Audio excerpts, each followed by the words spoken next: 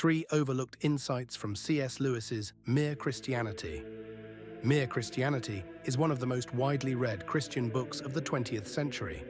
Millions have encountered Lewis's famous trilemma, Lord, liar, or lunatic, and his argument for a universal moral law. But today I want to go deeper. I want to share 3 insights from this book that almost nobody talks about. These are ideas that struck me as genuinely surprising, and I think they deserve far more attention. Let's start at the very beginning of the book. Lewis opens not with philosophy, not with theology, but with something completely ordinary: people arguing. He points out something fascinating. When 2 people quarrel, they don't just express displeasure, they appeal to a standard. That's not fair. You promised. How would you like it if someone did that to you? Now, most discussions of Lewis focus on this as a logical argument for the existence of a moral law. But here's what they miss. Lewis is making a psychological observation that goes much further. He's saying that human beings are literally incapable of not believing in fairness. Even the person who claims there is no right or wrong will, within minutes, complain that something is unfair. We cannot help it. It is woven into the way we experience reality. This is not just an argument, it is an observation about what it feels like to be human. And Lewis is suggesting that this feeling, this inescapable expectation of fairness, is itself a kind of evidence. Not proof in a laboratory sense, but evidence in the way that hunger is evidence that food exists. Now, the second insight comes from Book 4, and it is one of the most radical claims Lewis makes, though it often gets buried under his more famous arguments.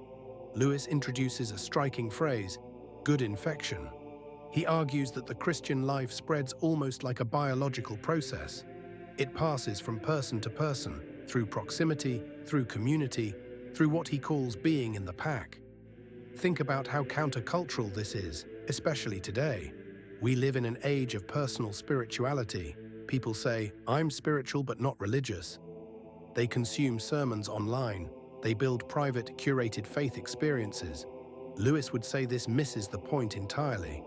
He argues that you cannot receive the divine life in isolation any more than you can catch a cold from someone who isn't in the room. Christianity, for Lewis, is not software you download. It is something transmitted through physical, embodied community.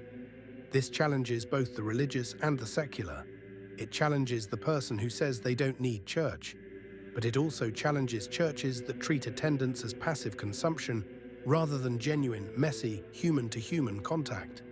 The third insight may be the most profound, and it comes from one of Lewis's most vivid analogies. He asks you to imagine a tin soldier, a toy made of lead, that God is trying to turn into a living, breathing human being. Most people cite this analogy as a beautiful picture of transformation. And it is, but they skip past the part that makes it truly powerful. Lewis explicitly says the tin soldier would hate it. The process of becoming real, of having cold, dead lead replaced by warm, living flesh, would feel to the toy soldier like being killed. It would resist, it would fight back, not because it is evil, but because it is terrified. And here is the overlooked insight.